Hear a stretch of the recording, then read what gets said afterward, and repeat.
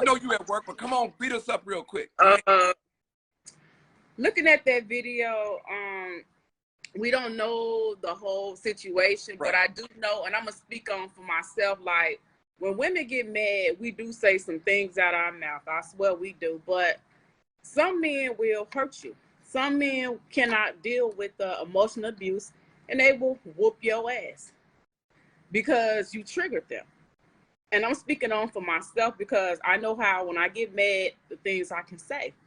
But at the video, when he said, I don't have no car, that kind of tells a story. He was real calm too. So that's letting you know they've been down that road before because he's so calm. He ain't even combative. He's just sitting there.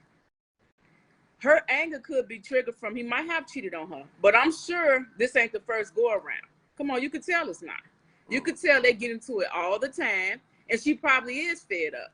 But she could have been left his ass alone if that's the case of the situation.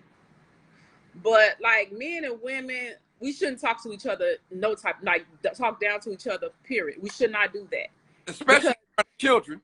Yes, because the thing is this, if we can lay down and screw each other, then when we get out of bed, we sit there and talk bad about each other. We're talking about each other. That's what you're doing. You're talking down about each other. I think the situation could have been handled better. She could have just said, because you leave my house.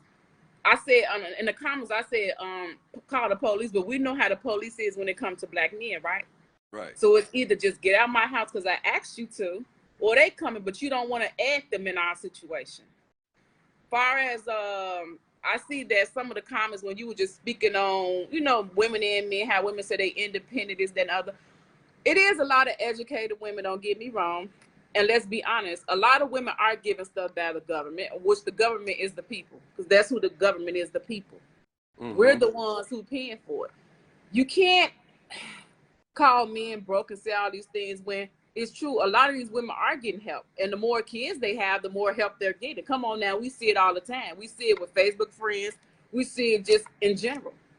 I think that men, it is harder for them to get what women have. Some of them, the ones that do have some of them are arrogant, some are not. But a lot of women got to stop saying I'm independent. If you're getting assistance from the government, you're not independent. You're just not. You're not. Maybe the way you think a little bit is a little bit of independent, but you're getting help.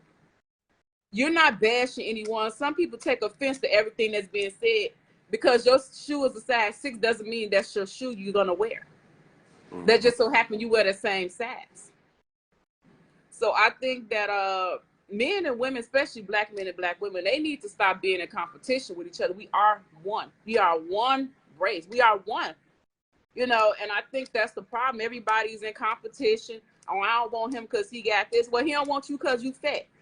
You got to look at it. Everybody don't want something, but at the same time, everybody go end up alone. That's what it's going to be. You see men on there, I don't want this woman, but he lonely. I don't want this man, but she lonely too.